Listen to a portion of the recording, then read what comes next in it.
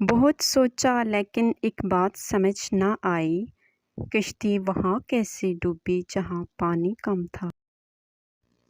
جسم کی چوٹ تو وقت وقت کے ساتھ ٹھیک ہو جاتی ہے، لیکن لفظوں کے زخم کبھی نہیں بڑھتے۔ اس لیے بحث مباحثے سے بچیں اور مار پیٹ کر کے مسئلے حل کر لیا کریں۔ اسکول میں ایک آدمی آیا اور اس نے استاد سے کہا، بچوں سے کہو دعا کریں کیونکہ بچوں کی دعائیں قبول ہوتی ہیں۔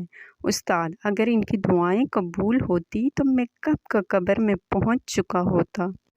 سلام ہے ان خواتین پر جو بڑے اہتمام سے کاپی پنسل لے کر ٹی وی سے مختلف کھانوں کی ریسیپیز نوٹ کرنے کے بعد پھر ٹینڈے پکا لیتی ہیں۔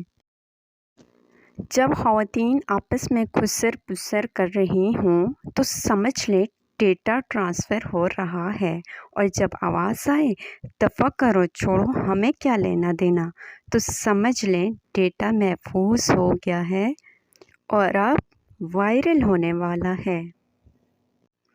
ای میل جتنی مرضی ترقی کر لے، خبر پہنچانے کا تیز ترین ذریعہ آج بھی فی میل ہی ہے۔ اچھا دوست جتنی دفعہ بھی ناراض ہو اس سے منا لینا چاہیے، کیونکہ وہ بے غیرت سارے راز جانتا ہے۔ لڑکیاں کان میں ڈھیر سارے سوراخ کروا لیتی ہیں مگر سنتی کسی ایک کی بھی نہیں۔ ڈاکٹر، بچے کو پانی دینے سے پہلے ابال لیا کریں۔ سردار، وہ تو ٹھیک ہے ڈاکٹر صاحب، لیکن ابالنے سے بچہ مر تو نہیں جائے گا۔